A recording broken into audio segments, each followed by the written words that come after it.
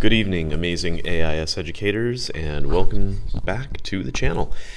Hey guys, we've had another confirmed case of COVID-19 amongst our teaching staff.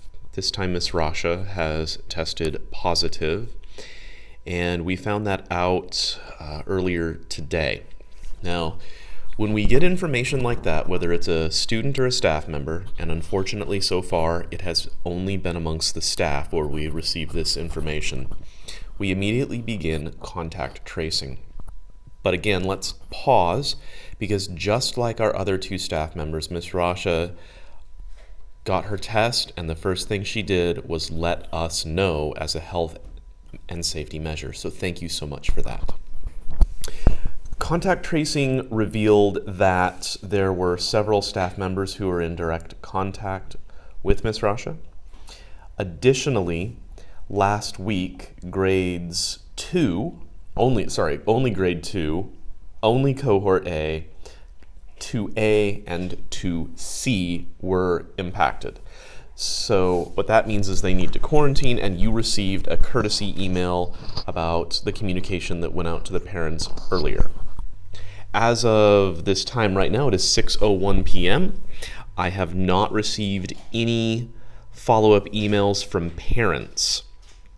So in this case, the parents have been communicated with, you are being communicated with now, and I know that the doctors are continuing on with their contact tracing.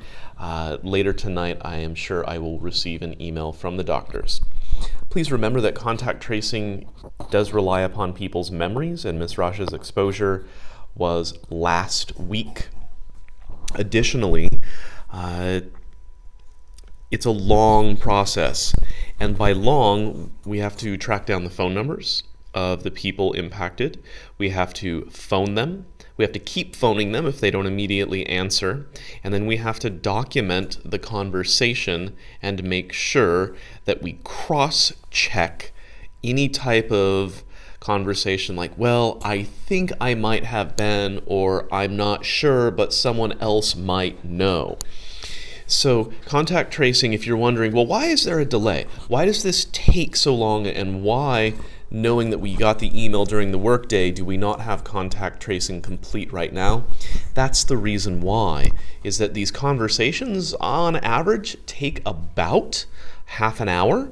Not just the conversation, but the process of getting the information and moving forward with the contact tracing. So that explains part of the reason why it takes quite a long time to do this. Okay, let's time out. Let's talk about another topic of conversation. Tomorrow, you are going to be having a meeting in our cadence of meetings, this time facilitated by your team leader. No, I'm not a dog abuser. My puppy really wants more tahini. Tomorrow, you will have a conversation, and that conversation will be centered around two main points. What does it look like from your perspective as a teacher to bring more students back, which is a hypothetical situation, but also potentially a reality, maybe as soon as after the Christmas break? And then the other topic is, what does it look like to move 100% online, which is also a hypothetical situation, but also more likely of all the scenarios. So what does that look like? What resources do you need? And remember that resources can be social and emotional resources. What is very present in my mind is that I enjoy the schedule of coming to work. I enjoy talking with you. I enjoy seeing you each and every day. I need that to feed my soul and to feel human. And I deeply do not want to move 100% online. But I also know that your health and safety comes first. And after a conversation today with Dr. Capono, I think that that is definitely reaffirmed by ESOL. It's It might not look like that on the surface because the wheels of administration grind slowly, and sometimes we are not able to give you definitive answers in an organization that is as large as ESOL. But I want to reaffirm to you that your health and safety does come first.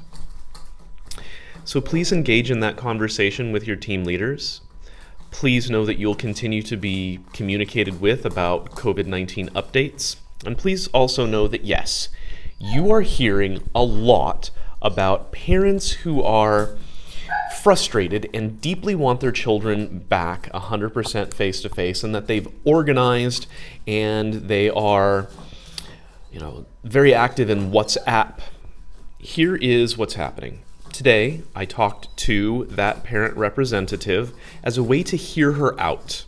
I didn't have a meeting with her, but one will occur later once she complies with all of the rules that I'm setting forth for the meeting. So for example, we are following the 7 norms of collaboration in that meeting, and those norms will be published out to the parents who are in attendance. There will be 4 parents, as there will be 4 administrators attending the meeting.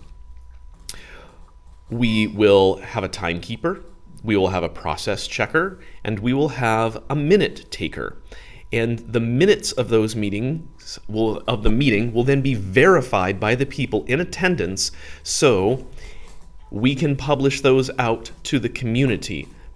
Now, what we should also recognize is that even though these parents say, well, they're 200 parents.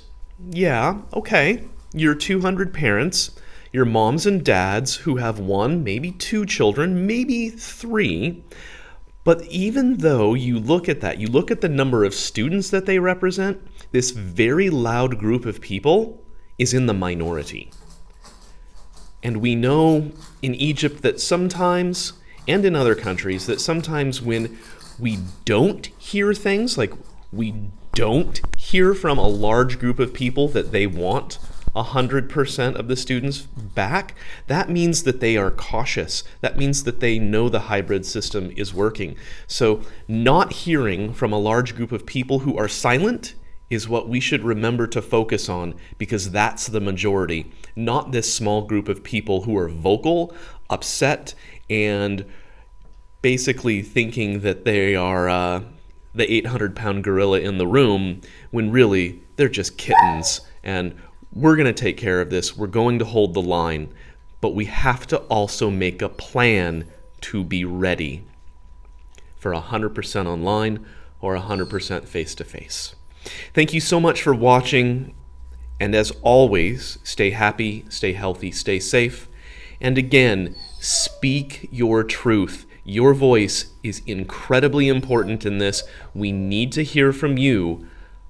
Thank you. Take care. I look forward to seeing you tomorrow. Bye-bye.